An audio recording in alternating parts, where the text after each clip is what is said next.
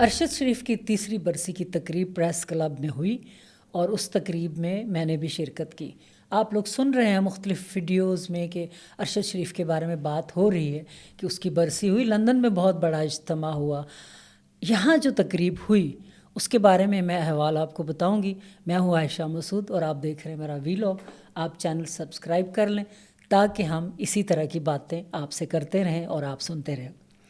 ارشد شریف کی برسی کے موقع پر پریس کلب میں جویریہ ارشد بھی موجود تھی اور اس کے علاوہ صحافیوں کی بڑی تعداد موجود تھی۔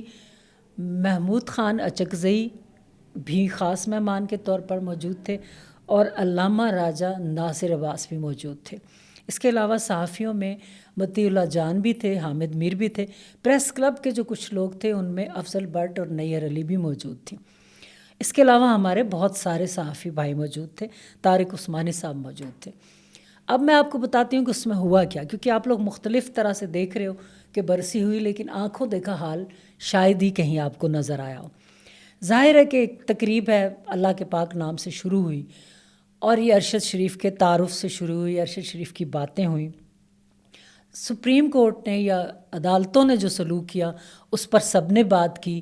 ان کی والدہ کا 1-2 دن پہلے جو انتقال ہوا، یہ وہ ماں ہے جو حسرت لے کے چلی گئی کہ میرے بیٹے کے قاتلوں کو پکڑا جائے گا، میرے بیٹے کے قاتلوں کی طرف سے مجھے انصاف ملے گا، لیکن وہ ویل چیئر پر عدالتوں کے چکر لگا لگا کے بیٹھ گئیں اور آخرکار بیماری کی حالت میں اپنے بیٹے کے پاس چلی گئیں۔ یہ ہمارے ملک کا نظام ہے اور یہ ہمارا عدالتی نظام ہے۔ بیشک کہتے ہیں جی جوڈیشل کمیشن بنائیں، انکوائری رپورٹ شائع کریں، ہونی چاہیے۔ ہمارے صحافیوں نے کہا جی ہم جاتے بھی رہے سپریم کورٹ، جویریہ کے ساتھ بھی جاتے رہے، لیکن نتیجہ کیا؟ نتیجہ صفر۔ اور وہ ماں اس وقت اگلے جہان اپنے بیٹے کے پاس بغیر انصاف لیے چلی گئی۔ ارشد شریف کے قتل کا کسی کو کوئی انصاف نہیں ملا۔ اب اگر ہم بات کرتے ہیں کہ وہاں جو گفتگو ہوئی اس میں علامہ راجہ ناصر جو ہیں انہوں نے بڑی بولڈ گفتگو کی اور ان معاملات پر بتایا کہ کیوں نہیں حق سچ کی فتح ہوتی، آئین کی بالادستی کیوں نہیں ہوتی اور کیوں ان معاملات کو دبا دیا جاتا ہے۔ اوورآل مسٹیریس اموات کی بات ہوئی۔ مسٹیریس اموات وہ جو پاکستان بننے کے بعد سے شروع ہوئیں۔ لیاقت علی خان کا قتل ہوا، محترمہ فاطمہ جناح کو ایوب خان کے دور میں ان کے اپنے ہی گھر میں قتل کر دیا گیا۔ کہا تو یہی جاتا ہے کہ ان کے گلے پہ نشان تھے، شاید وہ اپنے ملازمین سے بھی ڈرتی تھی۔ مجید نظامی نوائے وقت کے جو چیف ایڈیٹر ہیں وہ ایک دفعہ ان سے ملنے گئے تو انہوں نے چھت پر سے اوپر سیڑھیوں سے چابی پھینکی۔ پھر جب وہ چابی لگا کے اندر گئے تو انہوں نے اندر سے سارے لاک کر لیے۔ وہ انہیں پتہ تھا کہ میرے ملازمین سے بھی کوئی مجھے مار سکتا ہے۔ یہ ہم نے قائد اعظم کی بہن کے ساتھ سلوک کیا۔ آگے آتے ہیں محترمہ بے نظیر بھٹو۔ تو ان مسٹیریس اموات کا کیا نتیجہ نکلا کہ اقوام متحدہ کا ارشد شریف کے اس قتل کیس میں کہا گیا جی دوبارہ عدالتوں میں سب مل کر چلتے ہیں، اقوام متحدہ کی طرف چلتے ہیں۔ تو اقوام متحدہ جب محترمہ بے نظیر کے لیے تفتیش کرنے آئی تھی تو اس کا کیا نتیجہ نکلا؟ جبکہ حکومتیں بھی پیپلز پارٹی کی رہیں۔ اس کا مطلب ہے کہ ان مسٹیریس اموات کے پیچھے اتنا بڑا کوئی نیٹ ورک ہوتا ہے، اتنا بڑا مافیا ہوتا ہے کہ کوئی نتیجہ نکلنا بہت مشکل ہو جاتا ہے۔ جویریہ نے بتایا کہ ارشد شریف کے آخری دنوں میں یہ حالت تھی، وہ ملک سے باہر نہیں جانا چاہتے تھے، وہ پاکستان میں ہی رہنا چاہتے تھے۔ 2 چیزیں تھیں، ایک تو جو وہ انویسٹیگیشن کر کے پورا ڈیٹا اکٹھا کر رہے تھے، وہ ایک بڑی سیاسی پارٹی کی کرپشن کی بہت لمبی کہانی تھی جو دبا دی گئی ہے، اس پر انہوں نے بہت سارا کام کر لیا ہوا تھا۔ تو ارشد شریف جب ملک سے باہر نہیں جانا چاہ رہے تھے تو انہیں ایک پیغام ملا جو کہ جویریہ نے بتایا کہ آپ کو ہم ننگا کریں گے اور ننگا کر کے آپ کی ویڈیو بنائیں گے۔ یہاں سے ارشد شریف نے باہر جانے کا ارادہ کر لیا، کیونکہ کوئی بھی غیرت مند بندہ یہ والی چیز برداشت نہیں کر سکتا کہ پہلے اسے ننگا کیا جائے پھر اس کی ویڈیو بنائی جائے۔ ارشد شریف سچ کے راستے سے بھی ہٹ نہیں سکتا تھا کہ وہ جا کے توبہ طائب کر لیتا، پیر پکڑ لیتا اور کہتا جی میں اپنا سفر یہیں ختم کرتا ہوں۔ تو सच की सूली पर अरशद शरीफ चढ़ गया और मुल्क से जब गया दुबई में उसका पीछा किया गया और वो जाके कीनिया में उसको मार दिया गया। कीनिया में शुरू में ये कहा गया कि एक वो इशारा क्रॉस करके निकला तो गलती से गोली मार दी गई है, लेकिन जो जवेरिया ने बताया, उसने कहा कि डेड बॉडी आई तो एक आंख उसकी खुली हुई थी कि उसके दिमाग में गोली मारी गई थी, और सबसे बुरी बात ये कि उसके नाखून खींच दिए गए थे, उसे अजियतें दे दे के मारा गया था।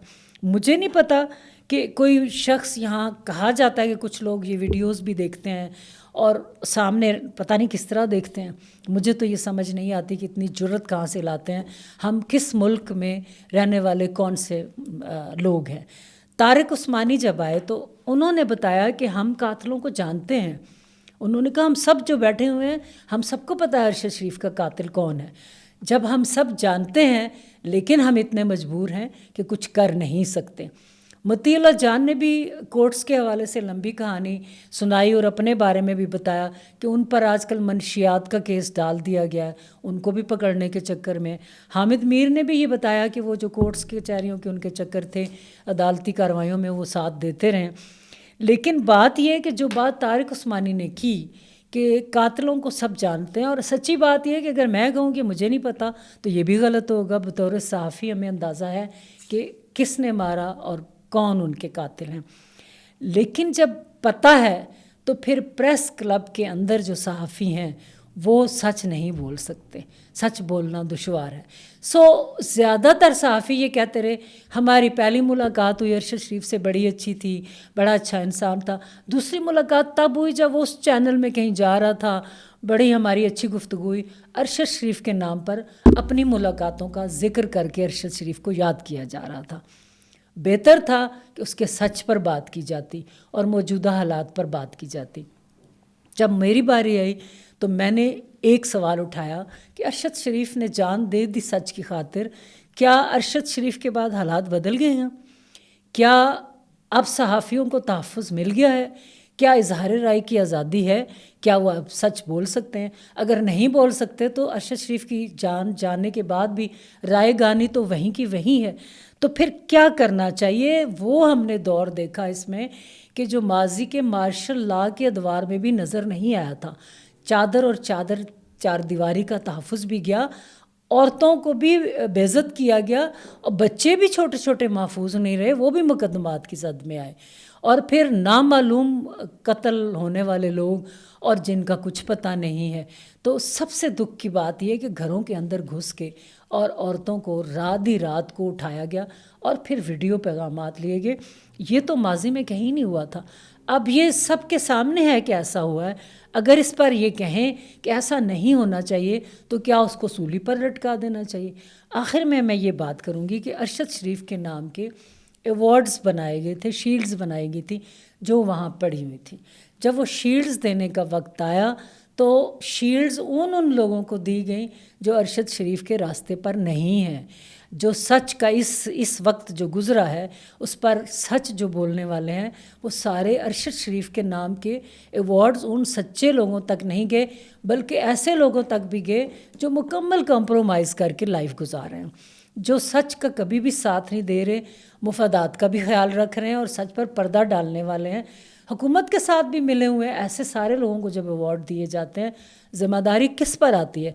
ज़िम्मेदारी आती है जवेरिया अरशद पर कि उन्होंने अरशद शरीफ का सच उनकी झोली में डाल देना है। जहाँ तारिक उस्मानी कह रहे हैं कि हमें कातिलों का भी पता है, तो फिर तो अरशद शरीफ का सारा सफ़र राय गानी में जाएगा। लिहाजा जवेरिया को हर कदम सोच कर संभल कर उठाना पड़ेगा।